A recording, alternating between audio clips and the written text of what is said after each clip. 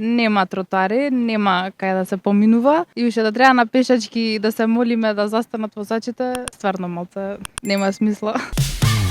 Внимание, зборуваат граѓаните. Дали се чувствувате безбедно кога поминувате пешачки премин на улица? Не, воопшто, затоа што не застанува, значи не ги почитуваат правилата и прописите. Не, поготоа не се со количка, заради несовесни возачи, невнимателни. Апсолутно не. Се никој не пази сите по телефони, не се почитуваат ни знаци, ни ништо. Не сме безбедни. Не баш, многу повеќе треба да пазам јас. Не застануваат на пешачки, посебно кога сум со точак или со тротинет. Да не прамуваат кога поминуваме со количка со малиот. Па искрено не, иако навистина се трудам да внимавам, меѓутоа се наоѓаме во еден хаос каде што луѓето брзаат да стигнат на одредена локација без притоа да внимаваат дека може да наштетат на мојот живот или на нечи туѓ. И не да, пошто јас сум возач, има пешачки премини да, ама и пешачите треба да внимаваат. Луѓето мислат дека ако има пешачки дека нивно право е да поминат. Дали како возач ги знаете правилата за пешачки премин?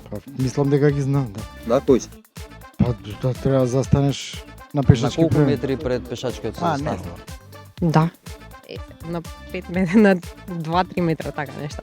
До некаде 90%. Мислам дека 3 метри беше. За пешачкиот, па знам дека треба да се помине на пешачки, дека треба на зелено се помине. Возачите треба да застанат за пешаците, бидејќи пешаците се во предност. Па на 2-3 метри, сум нека толку треба прописно. Искрено не знам. Не сум возач. Можеби од таа причина и не ги знам правилата. Има црта за станување бело.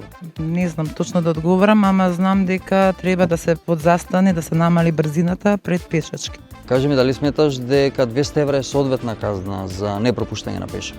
200 евра не е соодветна казна. Сметам дека треба да бидат поголеми казните за да се почитуваат правилата и прописите во сообраќајот. Малку е 200 евра. Е соодветно, ама многу почесто треба да се случува. Затоа што така може малце да памети, да пазиш следен пат. Мислам дека треба да биде многу поголема, затоа што кога е поголема и сумата, поголема е одговорноста да не ја повториш таа иста ситуација. Тоа е многу релативно прашање.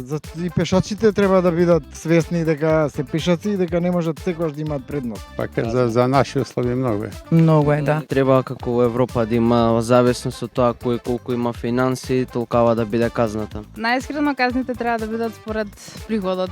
Зашто 200 евра за некој што зима минималет се многу, ама за некој што е политичар и што зима 2000 се малце. Како ти би ги казнил лицата кои што диво паркираат на тротоари? Па ништо, паркингот да се собере колата, да се плати казна.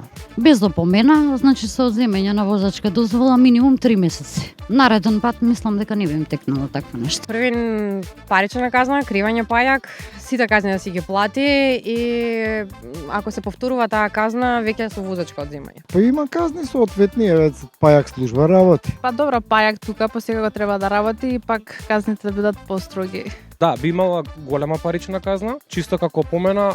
Отстранување со пајак и нормална казна која им следува таму по закон. Дали пешаците треба да им се благодарни на возачите кои застануваат на пешачки премин? 80% од возачите не препуштаат пешаци. Така да раритет е да сретнеш некој да ти застане на пешачки премин. Да. Јас сум таа што клима со глава или кој ќе ми застанат и кривам рака фала и проаѓам. Инаку не треба да сме благодарни. Па кај нас да. Иначе општо не, затоа што тоа им обврска. Тоа обострано треба да биде. Да, треба да им се благодарни, треба и возачите да им се благодарни на пешаците ако внимаваат. Чисто во знак на благодарност, знам и јас кога ќе поминам некоја улица да се заблагодарам, да климнам со глава. Добро, јас се заблагодарувам и ако не треба. Многу малку има можност за пешакот кај да се движи, тоа сега го видов со неза со количка кога треба да се движиме. Нема тротари, нема кај да се поминува и уште да треба на пешачки да се молиме да застанат возачите, стварно малце нема смисла. Внимание, зборуваат граѓаните.